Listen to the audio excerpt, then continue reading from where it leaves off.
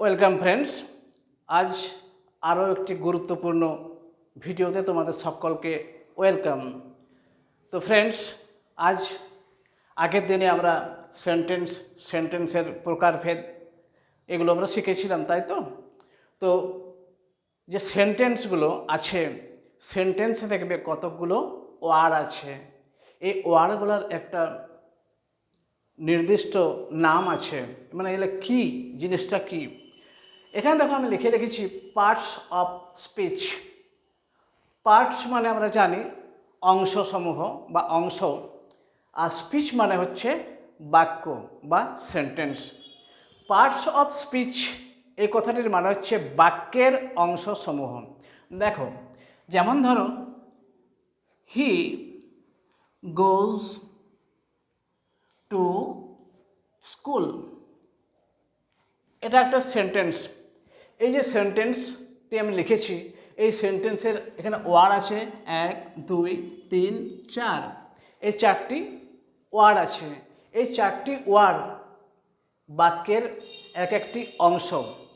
এই 4টি ওয়ার্ড হচ্ছে একটি সেন্টেন্সের এক একটি অংশ, ঠিক আছে? তো এই সেন্টেন্সের যে অংশগুলি আছে, এই অংশগুলিকে 8 ভাগে ভাগ করা যায়। 8 ভাগে ভাগ করা যায়। তো সেই ভাগগুলি কী নাম?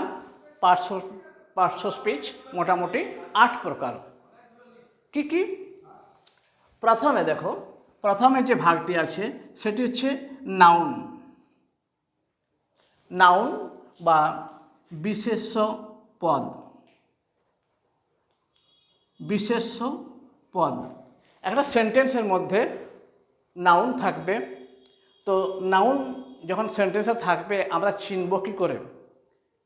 তো নাউন চেনার তোমাদের একটা সহজ উপায় বলেছি। আমাদের পঞ্চ ইন্দ্রিয় জানো তো, চোখ, কান, নাক, জিভ এবং ত্বক। তো এই পঞ্চ ইন্দ্রিয় সাহায্যে আমরা যা কিছু অনুভব করি সবই নাউন। আমরা চোখে যা দেখতে পাচ্ছি তা সব নাউন, তাই তো? তো এই হলো নাউন। 2 নম্বর ভাগ হচ্ছে প্রোনাউন। প্রোনাউন বা সর্বনাম পদ।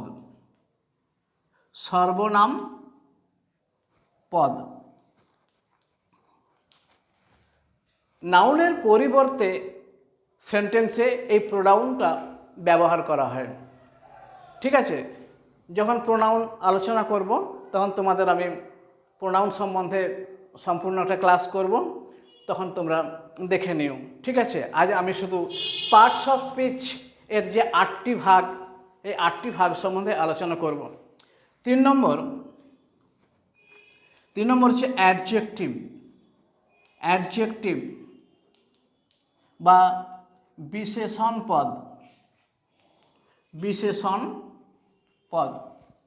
তো অ্যাডজেক্টিভ বা বিশেষণ পদ কীভাবে বোঝা যাবে? কোনো সেন্টেন্সে কোনো একটি জিনিস কেমন কেমন প্রশ্ন করলে উত্তর যেটি আসবে সেটি অ্যাডজেক্টিভ। যেমন ধরো, it is a red flower, এটা একটা লাল ফুল। ইহা একটা লাল ফুল। তো ফ্রেন্ডস, ফুলটা কেমন, ফুলটা কেমন এর উত্তর আমরা কি পাবো? লাল, রেড। তাহলে ওই রেড হলো অ্যাডজেক্টিভ। তো কোনো জিনিসের গুণ প্রকাশ করবে, দোষ, গুণ, সংখ্যা, পরিমাণ, অবস্থা, বর্ণ এগুলি প্রকাশ করবে, তখন সেগুলিকে আমরা অ্যাডজেক্টিভ বলবো। সবচেয়ে ভালো মনে রাখার উপায় যে নাউনটাকে বিশেষত করছে, সেই নাউনটাকে আমরা কেমন প্রশ্ন করলে যে উত্তর পাবো সেটা হবে অ্যাডজেক্টিভ। Next 4, verb. ভার্ব বা ক্রিয়াপদ। ক্রিয়াপদ, ভার্ব বা ক্রিয়াপদ। 4 নম্বর ভাগ ভার্ব বা ক্রিয়াপদ। তো এই ভার্ব ছাড়া কোনো সেন্টেন্স গঠন হবে না, এটাও তোমরা জেনে রাখবে যে ভার্ব ছাড়া কোনো সেন্টেন্স গঠন হবে না।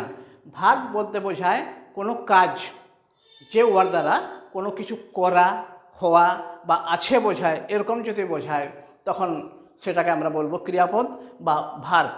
নেক্সট 5 নম্বর হচ্ছে অ্যাডভার্ব। অ্যাডভার্ব বা ক্রিয়ার বিশেষণ বা বিশেষণের বিশেষণ, বিশেষণের বিশেষণ। তো এটা কীরকম? ক্রিয়াকে বিশেষিত করবে বা অন্য কোনো বিশেষণ পদকে বিশেষিত করবে, সেগুলো হবে অ্যাডভার্ব। যেমন দেখো, যদি ক্রিয়াকে বিশেষিত করে, তার একটা উদাহরণ তোমাদের বলছি। সে খুব জোরে ছুটছে, খুব জোরে, জোরে ছুটছে। কেমন জোরে ছুটছে? খুব জোরে ছুটছে। তো এটা ওই যে খুবটা, ভেরি, এটা হচ্ছে অ্যাডভার্ব।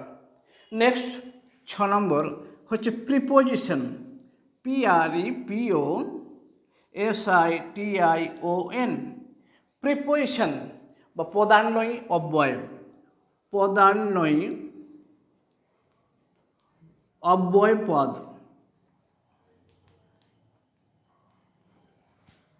এই প্রিপোজিশন যে ওয়ার্ডগুলি, যেমন ধরো হি গোজ টু স্কুল, এখানে একটা টু যোগ করেছিলাম না, ওই টুটি হচ্ছে প্রিপোজিশন। প্রিপোজিশনগুলো কোনো বাক্যের মধ্যে বসে, নাউন বা প্রোনাউনের আগে বসে সেই সম্বন্ধে একটা ধারণা জন্ম দেয়, তো সেইগুলো হচ্ছে প্রিপোজিশন। ঠিক আছে? যেমন in, on, under, above, below, over, এই সকলগুলো হচ্ছে প্রিপোজিশন। নেক্সট 7 নম্বর হচ্ছে কনজাংশন, কনজাংশন। কনজাংশন বা সংযোজক অব্যয় পদ, সংযোজক অব্যয় পদ। সংযোজক অব্যয়, এদের বোঝাচ্ছে, বাংলা মানেটাতে বোঝাচ্ছে সংযোজক মানে যোগ করে এমন যে অব্যয় পদ, সেগুলোকে সংযোজক অব্যয় পদ বলে বা কনজাংশন বলে। যেমন ধরো অ্যান্ড, অর, ইয়েট, থ্রু, এইসব যে ওয়ার্ডগুলো আছে, যখন আমরা আলোচনা করব কনজাংশন, তখন আমরা ভালো করে বুঝে নেব। এখন জেনে রাখো, কোনো দুটো সেন্টেন্সকে বা দুটো ওয়ার্ডকে কোনো একটা সংযোজক অব্যয় দ্বারা যোগ করা হয়, তো সেগুলোকে আমরা বলবো কনজাংশন বা সংযোজক অব্যয়, অ্যান্ড, অর ইত্যাদি। 8 নম্বর হচ্ছে ইন্টারজেকশন, ইন্টারজেকশন। এটা কি? এটা হচ্ছে বিস্ময়সূচক অব্যয়, বিস্ময়সূচক অব্যয় পদ।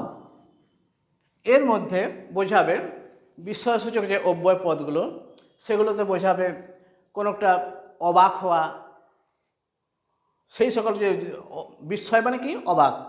তো এইরকম যদি বোঝায়, তখন সেগুলোকে আমরা বলবো ইন্টারজেকশন। তো ফ্রেন্ডস, তোমরা পার্টস অফ স্পিচের যে 8টি ভাগ আছে, এই 8টি ভাগ তোমরা একটু মুখস্থ করে নেবে বানান সহ। আর পরবর্তী ক্ষেত্রে আমি প্রতিটি বিষয়ের প্রতিটি ভাগের আলোচনা করব, তখন তোমরা আরও ভালো করে বুঝতে পারবে। এখন তোমরা মোটামুটি এগুলো মুখস্থ করে নেবে। আজ এই পর্যন্তই। Thank you.